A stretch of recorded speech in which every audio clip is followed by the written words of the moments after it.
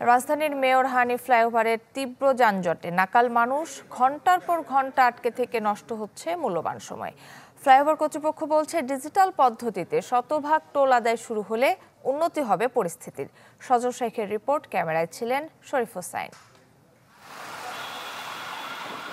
প্রত্যাশা ছিল ঢাকার একটি প্রবেশমুখের যানজট নিরসনে বড় ভূমিকা পালন করবে এই মেয়র মোহাম্মদ হানি ফ্লাইওভার। তবে সে আশায় গুড়ে বালি। 2100 কোটি টাকা খরচ করে তৈরি এই ফ্লাইওভারটি এখন প্রায় সারাক্ষণেই কাবু থাকছে যানজটে। দিনের বড় একটা সময়েই এমন তীব্র যানজটে ভোগান্তি পোহাতে হয় যাত্রীদের। রাতে যা ধারণ করে ভয়াবহ রূপ। অবভিয়াসলি চোখেই দেখা যাচ্ছে যে ঘন্টার পর ঘন্টা মানুষ বইসা থাকে, এটার কোনো ছাড় নাই। 1-1.5 ঘন্টা 2 ঘন্টাও কাটা যায়, কোনো সময় দেখা যাচ্ছে আধা ঘন্টাও লাগে এরকমের। আবার কোনো এই বিকেলবেলা দেখা যাচ্ছে 2 ঘন্টা 2.5 ঘন্টাও বসে থাকা লাগে। এখানেই শেষ নয়, ফ্লাইওভারের ওপরেই যাত্রী উঠানামায় যত্রতত্র থামানো হচ্ছে বাস। বাড়ছে দুর্ঘটনার ঝুঁকি। তবে কে রাখে এসবের খোঁজ? লেন বিভাজন আছে দুইটা, গুলিস্তান একটা নামে, একটা সানকাপুরের দিকে আসে, ওখানে হলো ঝামেলাটা বেশি। কষ্ট হয় না, এই গরমের মধ্যে কষ্ট তো হয়।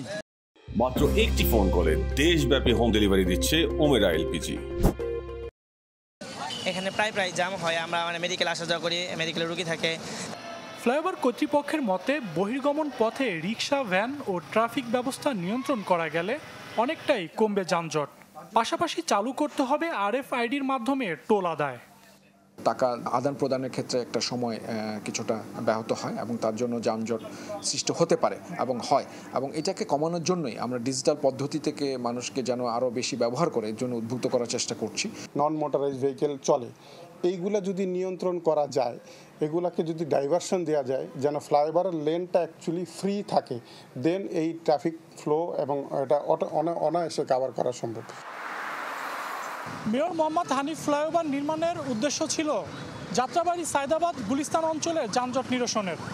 যানজট নিরসন তো হয়নি, বরং খোদ ফ্লাইওভারের ওপর ঘন্টার পর ঘন্টা জ্যামে বসে থাকতে হয় যাত্রীদের। তবে ফ্লাইওভার কর্তৃপক্ষ বলছে, শতভাগ যদি ডিজিটাল পদ্ধতিতে টোল আদায় করা হয় তবে যানজট কিছুটা হলেও নিরসন হবে। সজল সাইক, চ্যানেল 24, ঢাকা।